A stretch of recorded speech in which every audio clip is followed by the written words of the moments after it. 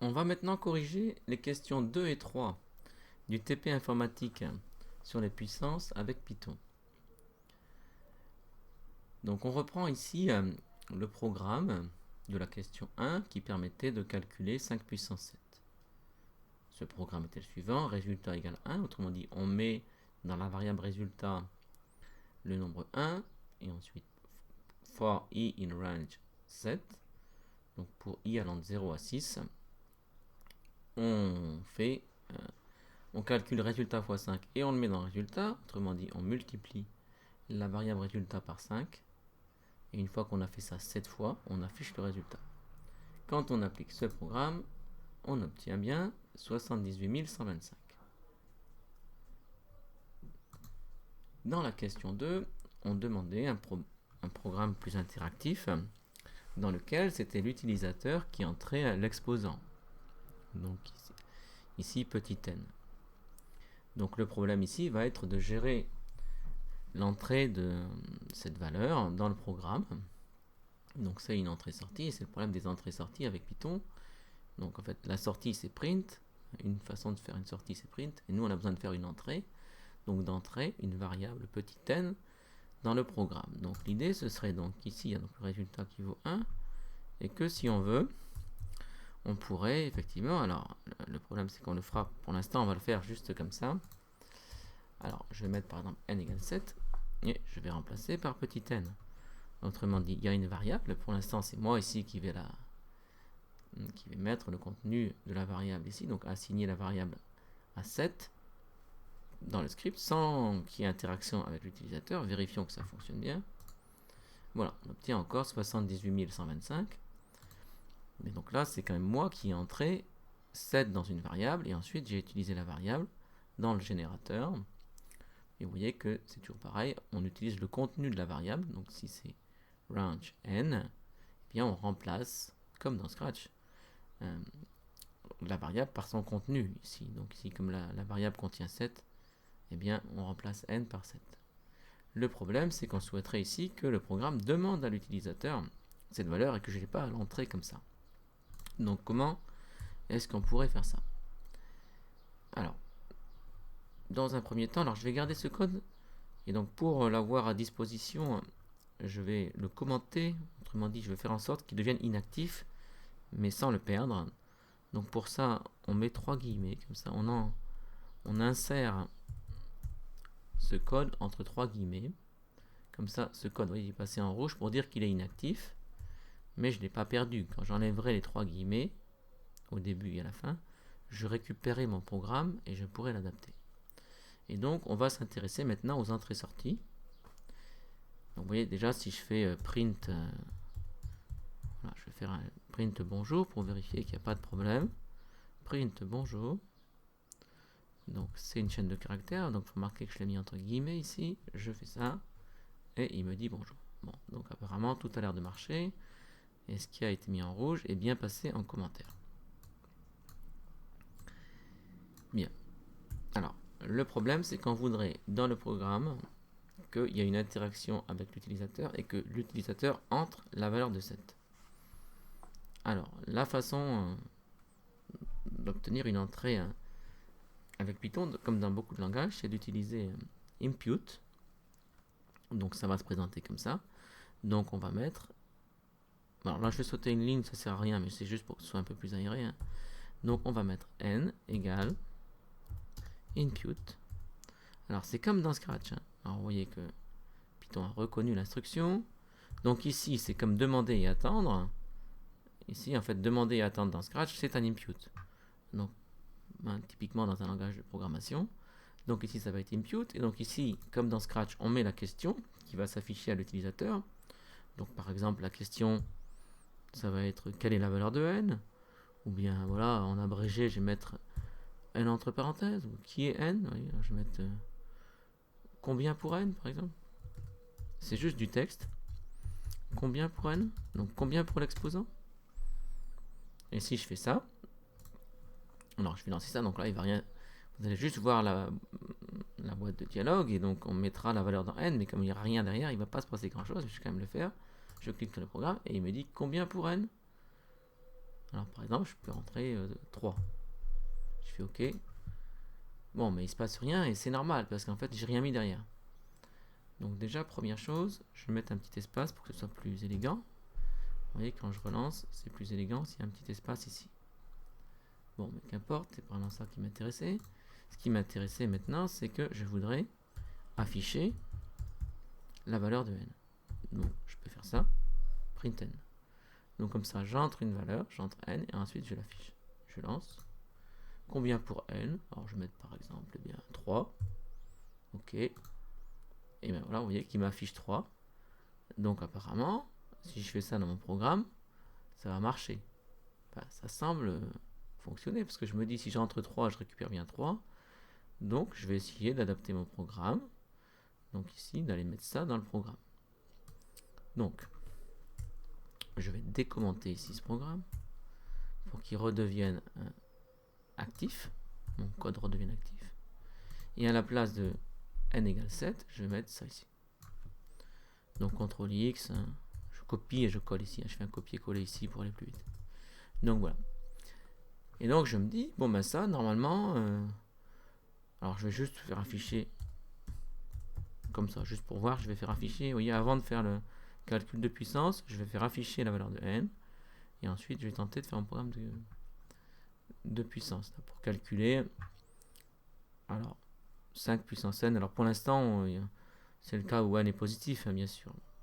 Donc je lance, alors je lance mon programme, combien pour n, donc pour l'instant tout se passe bien, donc je me dis par exemple, je pourrais essayer pour 5 au carré, 5 au carré ça donne 25, donc je mets 2, je fais OK. Ah. Alors regardons ce qui s'est passé. Déjà, première chose, il a bien affiché 2. Autrement dit, print n, c'est bien passé ça. Ça c'est bien passé. Il a récupéré la valeur de n qui vaut 2 et il l'a affiché. En revanche, ici, donc type error, ça veut dire qu'il y a une erreur de type. Donc type error de point start must be a integer on line 4. Donc ligne 4 c'est ici. Donc il me dit que start, donc le départ donc du générateur, là ici, hein, le point de départ du générateur doit être un entier. Et donc apparemment ici, le logiciel me dit que Python me dit que n ici, ce n'est pas un entier. Alors pourquoi est-ce que n n'est pas un entier? Parce que ce qui se passe, alors je vais recommenter ça, donc je remets ça entre guillemets. Ce qui se passe, c'est qu'en informatique, alors c'est pas propre à Python, hein, c'est pareil dans tous les langages de programmation, il faut bien distinguer quand on a un nombre entier, par exemple 1, 2, etc. Donc le nombre en tant qu'entier du nombre en tant que chaîne de caractères, en tant que mot pratiquement. Parce que vous voyez, il faut distinguer deux choses qui sont ça, et ça c'est le mot, et ça. Et ça c'est l'entier. Et c'est pas pareil. Parce que vous voyez, pour l'ordinateur, quand il a ça, il va le traiter comme un mot, donc comme une chaîne de caractères. Alors que ça, il va le considérer comme un nombre et pouvoir faire des calculs avec. Alors déjà, si j'affiche ça, évidemment, ce sera... Donc ces deux objets ne sont pas égaux, hein, donc c'est pas égal ça. Si je demande est-ce que ça c'est vrai, il va me dire c'est faux. 3 en tant que mot, le mot 3 c'est pas pareil que le nombre 3, parce que là c'est un mot et là c'est un nombre. Alors, et vous voyez ce qui se passe, c'est qu'un input, il faut le savoir, ça récupère toujours un mot. Donc quand j'ai entré 3, il n'a pas récupéré le nombre 3, l'entier 3, il a récupéré la chaîne de caractères 3. Donc vous voyez, il y a des choses un peu amusantes, parce que par exemple, si vous demandez... alors, une petite chose un peu amusante ici, hein, avec les mots. Donc par exemple, alors je vais pas prendre 3 pour commencer, je vais prendre un autre mot, je vais prendre par exemple bla. C'est un mot. Donc voilà, donc là, ce code-là, il est inactif, hein, je l'ai désactivé. Donc si je fais ça, qu'est-ce qui va se passer?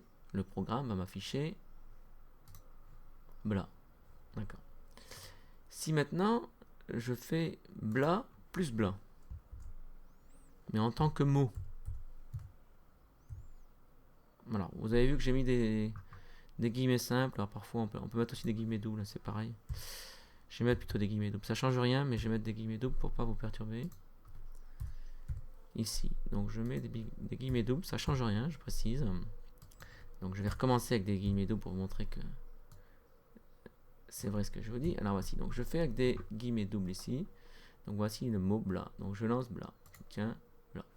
Si maintenant je fais bla plus bla, qu'est-ce que j'obtiens?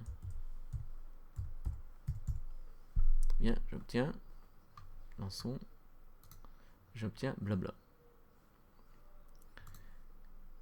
Alors maintenant, imaginons que je fasse pareil avec 1. Si je fais 1 plus 1, ah mais ça, le problème c'est que 1 plus 1, c'est le mot 1 plus le mot 1. Donc 1 plus 1, ça va faire 1. Parce qu'en fait, là, c'est comme un mot. Il utilise 1 comme si c'était une lettre, parce que c'est un mot. Hein. C'est une chaîne de caractères, on dit. Et donc, le problème, c'est que impute, ça donne uniquement des objets comme ça. Quand on met un input, la réponse, eh bien, c'est toujours une chaîne de caractères. Donc, moi, j'ai tapé 3 sur mon clavier, mais pour l'ordinateur, c'est 3 entre guillemets. Mais moi, je voudrais 3 tout seul, parce qu'effectivement, si j'enlève les guillemets, ça change tout. Vous voyez, si je mets les nombres sans guillemets, là maintenant c'est les nombres, et si maintenant j'appuie là-dessus, je fais ça, et bien j'obtiens 2. Parce que là c'est 1 plus 1, donc c'est le nombre 1 plus le nombre 1, c'est pas le mot 1 plus le mot 1. Et c'est ce problème qui se pose ici. Et donc, pour s'en sortir, alors c'est quelque chose que vous verrez plein de fois dans tous les programmes, vous verrez ça. Hein. Donc, vous voyez ici, là, alors je vais décommenter, donc j'enlève les 3 guillemets pour avoir le vrai programme. Donc, le n que je vais obtenir ici, qui est donc une chaîne de caractères. Alors ce qui est un peu étonnant, vous voyez, c'est que, en revanche, c'est ça qui est troublant. Je recommence, je remets les guillemets. Je recommande pour vous montrer quelque chose. Quand je fais print 1, et ensuite je fais print 1, donc si j'affiche le nombre 1, et si j'affiche le mot 1, et bien là, évidemment, ce qui est troublant, c'est que c'est la même chose qui va s'afficher. Si je clique, vous voyez, j'obtiens 1. Je ne vois pas la différence. Parce qu'en fait, à l'affichage, le nombre 1 et le mot 1, ils s'affichent pareil. C'est ça qui est un peu subtil. Bref. Donc ici, moi, mon problème, c'est qu'ici, ce que je récupère là, donc je décommande cette fois-ci, ce que j'ai récupéré ici, ce n'est pas un nombre entier, c'est une chaîne de caractères, c'est un mot, donc un mot tellement une lettre, mais qu'importe, c'est un mot, quoi. Donc en fait, je peux pas l'utiliser ici comme, parce que le générateur, lui, il attend un nombre ici. Donc mon problème, c'est qu'il faut que je transforme, pour l'instant, à ce stade, quand je suis ici, là, dans ma variable n, j'ai le mot, par exemple, je suis dans 3, le mot 3, et je veux le transformer en entier 3. Et alors, pour faire ça, on utilise une machine qui s'appelle int. Alors, en fait, ça s'appelle une fonction, mais bon, c'est un peu une espèce de machine qui permet de transformer un mot, par exemple, le mot 3, en le nombre 3. Il y a une machine pour faire ça. La machine qui fait ça, c'est la machine int. Int comme integer. Et cette machine-là, eh bien, elle transforme. Alors, quand elle peut, parce qu'évidemment, si vous lui dites de transformer, par exemple, bla en entier, elle ne saura pas le faire. Parce que, ben non, ça, quel est l'entier qui correspond à bla, on ne sait pas. En revanche, si vous lui dites de transformer le mot 23 en entier, eh bien, elle va le transformer en 23, mais sans guillemets. Elle va le transformer en entier 23. Alors, très souvent, ici, vous voyez, vous verrez que donc ça ici, ce résultat, qui est donc le mot qu'on obtient par l'input, eh bien, on le met dans la machine int. Comme ça, si on fait ça, eh bien, cette fois-ci, ce qu'on va récupérer dans la variable petit n, ça va être le nombre entier. Et donc, cette fois-ci, le programme devrait fonctionner. Donc, vérifions. Donc, je lance le programme. Il me demande combien pour n. Si j'entre par exemple 3, et bien voilà, il m'a fait 5 puissance 3 égale 125. Et donc, très souvent, vous verrez que vous trouverez cette expression ici, l'impute, avec derrière un int. Bon, si vous avez besoin d'un entier, vous verrez plus tard ce qu'on fait quand on veut un nombre à virgule, il faudra faire autrement. Mais là, ici, quand on attend un entier, eh bien, il faut mettre un int et obtenir comme ça le nombre entier. Alors, donc, voici maintenant, on va pouvoir donc faire le programme. Donc là, maintenant, j'ai un programme qui me calcule 5 puissance n, mais évidemment, uniquement quand n est positif ou égal à 0. Vérifions, par exemple, qu'il marche bien pour 0. Donc, si je mets 0, je fais OK. Il me rend 1, donc c'est bon. Mais donc, moi, je voudrais qu'il marche aussi quand n est négatif. Donc, pour ça, on va faire 2 cas. Donc, on va dire... Alors, c'est si, sinon, et en anglais, c'est if, else. Else, c'est sinon. Donc, if, else. Donc, on va faire if. Alors, if quoi? Eh bien, c'est si n. Alors, ici, on peut dire est plus grand ou égal à 0. Donc, vous voyez, 2 points. J'ai un nouveau bloc. Qu'est-ce que je fais? Eh bien, je fais ça. Donc, je fais le programme qui est là. Donc, si n est supérieur ou égal à 0, je fais ce que j'ai dit là. Et j'obtiens ce qu'il faut. Sinon, else,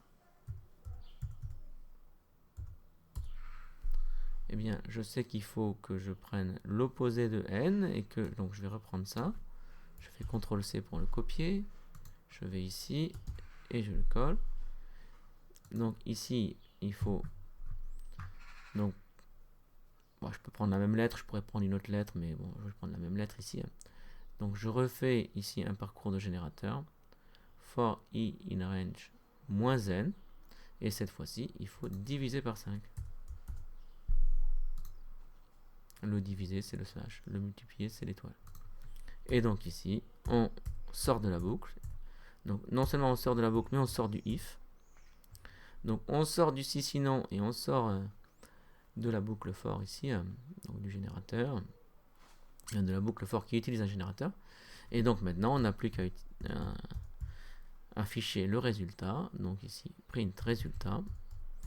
Et à vérifier que tout fonctionne. Donc on y va. Par exemple, si j'entre 2, je dois obtenir 5 au carré, donc 25. Très bien. Si j'entre maintenant moins 1, donc moins 1, c'est 1 cinquième, ça fait 0,2. Donc j'entre moins 1, je fais OK ou je fais Enter. J'obtiens 0,2, ça marche. Je relance. Si je fais moins 3, il me calcule 0,08. C'est bon, c'est ça. 5 puissance moins 3, c'est 0,08, etc. Donc ça marche bien, mon programme marche bien. Je peux essayer avec moins 8. OK. Voilà, alors là on est passé en écriture scientifique. Vous verrez ça plus tard. Donc je vais mettre ça de côté plutôt. Je vais prendre des nombres pas trop grands quand même. Donc je vais prendre par exemple moins 4. On obtient 0,0016, etc. Donc mon programme de la question 2 fonctionne. Voici son allure. Donc pour la question 3, ben, finalement on a fait le plus dur. C'est que là il faudra juste remplacer 5 par la base. Donc par le nombre, la base pour la puissance là. Mais on a compris que, évidemment, on a compris le problème, c'est qu'ici, alors, si on accepte de prendre une base qui est entière, je vais l'écrire comme ça. Donc, je vais prendre uniquement un entier comme base. Donc, on va faire combien pour B. Et je vais quand même préciser qu'il est entier, parce qu'effectivement, sinon mon programme ne marchera pas si je mets un nom. Voilà. Et donc, à la place 2 x 5, on utilisera B ici. Et donc, voici pour mon programme. On lance. Donc, combien pour n? Je vais donc, par exemple, prendre 2. On va calculer 2 puissance 3. Donc, 2 x 2, 4 x 2, 8. Donc, pour n, je prends 3. Pour b entier, je prends 2. Et bien, 2 puissance 3, ça fait bien 8. Et je peux essayer, par exemple... qu'est-ce qu'on peut essayer, par exemple bon, 4 puissance moins 2, ça fait moins 16. Alors, enfin, ça fait pas moins 16. 4 puissance moins 2, ça fait 1 sur 16. Donc, en fait, essayons moins 2. Et je vais prendre 4. Voilà, bah c'est ça, vous voyez, un 16e, ça fait bien ça quand on le calcule ici avec la calculatrice qui est ici, 1 sur 16. On obtient bien ça, vous voyez que c'est bon. Donc voilà mon programme Python. Et donc, vous voyez ce qui se passe, juste une petite remarque dans Scratch, c'est que ce problème là, il est masqué dans Scratch. C'est Scratch qui le fait automatiquement, parce que il y a des simplifications dans Scratch. Donc cette petite étape ici, là, cette conversion, elle est faite automatiquement dans Scratch, pour vous éviter à avoir ce problème. Mais dans quasiment tous les langages de programmation, cette difficulté se présente, et donc on est amené à faire quelque chose de ce genre-là, quand on fait une entrée d'une valeur numérique dans un programme.